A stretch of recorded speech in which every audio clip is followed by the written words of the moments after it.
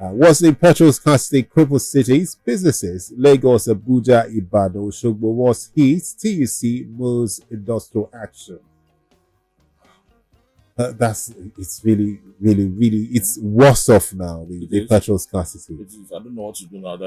There's a filling station along, that one, Amadu Bello Way, a mobile filling station. I mean, the queue is from there and then turn round and then turn round and then turn round. That's what it really is. Turns around, turning and turning. Yeah. Turning on its own. It's just terrible. It's just terrible. I don't know, really. See, the NNPC has really failed Nigerians. And this was the one single achievement of this President Buhari's administration, that at least, Nigerians don't cry about fuel scarcity. So they shattered this now.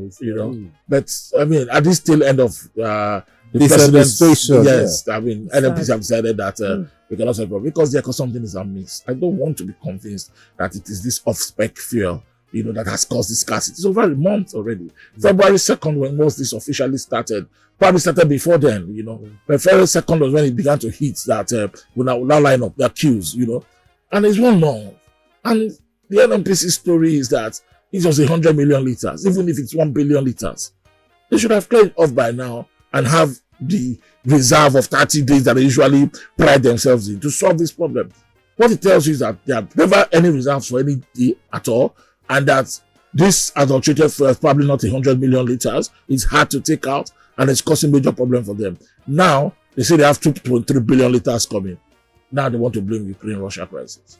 Because according to them, most of this petrol is refined in Eastern Europe. So with these delays, there will be delays and all that. A very convenient excuse, for this scarcity. And then nobody has even gotten the head of who indeed are these importers to oil and these other ones that do the DSPS business. And then we also heard story of Belgium, that this comes from Antwerp in Belgium. Now they are looking at Eastern Europe. It's all a confusion and nobody is saying the truth. The Nigerian midstream, downstream agency that is supposed to be in charge of this are busy doing other things.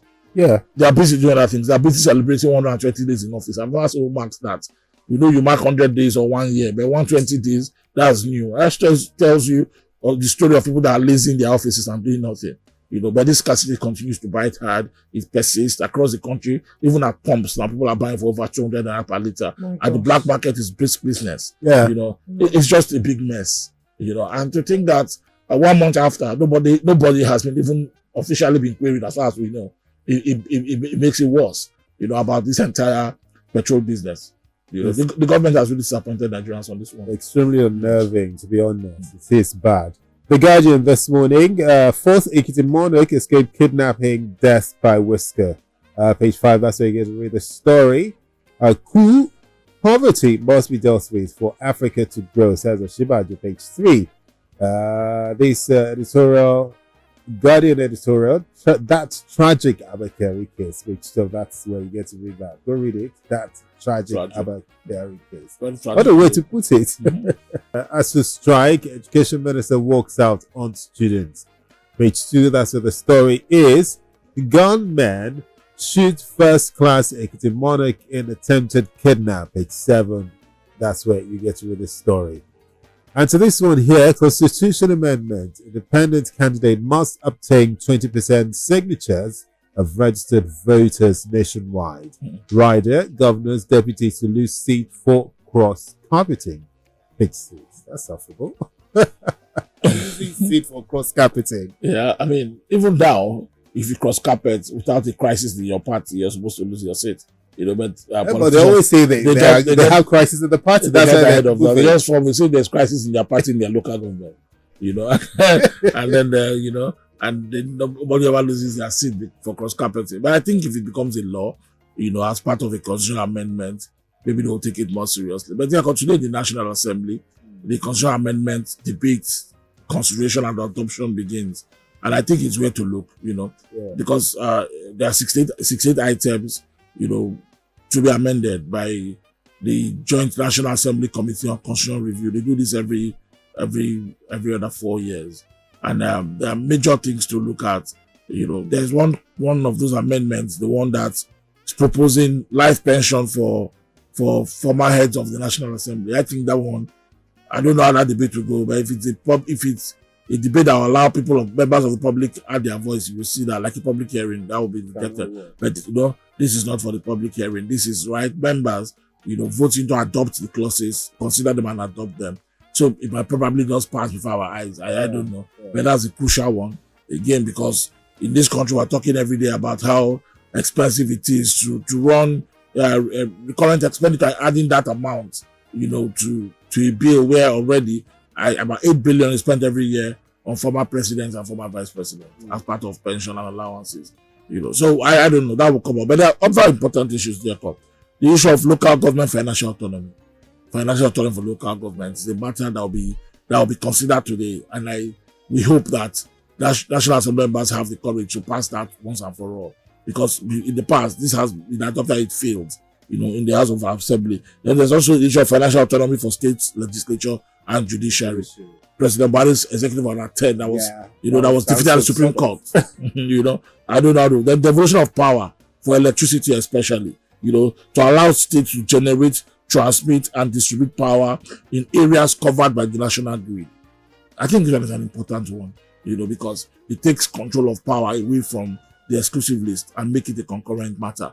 I don't know how people will vote on that one, but there's intense lobbying going on for this one. And then there's the matter of correctional services. States also want to have prison. So the prison system is no longer in the hands of just federal, even states, like it is everywhere in the world, especially in presidential democracies like the United States, Independent candidate election, what you just talked about. And that one is also part of the matter that will be considered. Can we now have independent candidates during election, diaspora voting? Then there's this one crucial one there called separation of the office of Attorney General from the Minister of Justice. All in states, Commissioner of Justice and Attorney General, make them separate offices. So the Attorney General of the Federation is no longer Minister of Justice. That one will be voted for. And I think that's the likely one that will be considered and adopted. But we'll look at the National Assembly today, Tuesday and Wednesday, and Thursday it goes to the Senate before they finish the work on constitutional amendment. Interesting time. Yes, indeed. All eyes on National Assembly as lawmakers vote a constitutional amendment today. That's how the Daily Trust is putting it. Russia-Ukraine war. FG begins evacuation of stranded Nigerian students. We've talked about this. 7 days to Buhari's ultimatum. Ministry yet to seal NPA's pilotage contracts. And then the writers here, revenue loss hits 102 billion naira. Pre-qualified bidders write president, seek conclusion of process. No communication from Amechi BPP sources. It's a story for the Daily Trust this morning. And cocaine deal, again, courts reject Kyari's bill application. Bauchi governor, OK's Nuhu Wabi as the Amio Jamai. And that's it for the Daily Trust this morning. Largely, that's all of it. Yeah. Abba Kyari. Okay, let's look at Abba Kyari. The court also ruled that they should allow him to take care of his health. Abba Kyari says diabetic, he has high blood pressure issues, all kinds of problems immediately. He was arrested and detained. But I think if it's a matter of health, the court should rule rightly on that one. But he wasn't granted bail. His doctors can come and see him, maybe take him to hospital and bring him back. His matter, like the Guardian said, is one tragic event, and I think that at this point, Mr. Abba Kyari, does not probably deserve to be on bail. I think the matter, I don't know why investigations have been delayed anyway, by the NDLEA, and don't forget there's still the other matter of extradition, but this is a top security official, and I think that care has been taken not to make the matters look like either the government is siding him or maybe even priming him for the kill, So watch that space really, and as long as the matter already in court for his bail, let the court adjudicate rightly. Okay. Did you enjoy this video? Hit the subscribe button for more. Leave a comment and like. Thank you.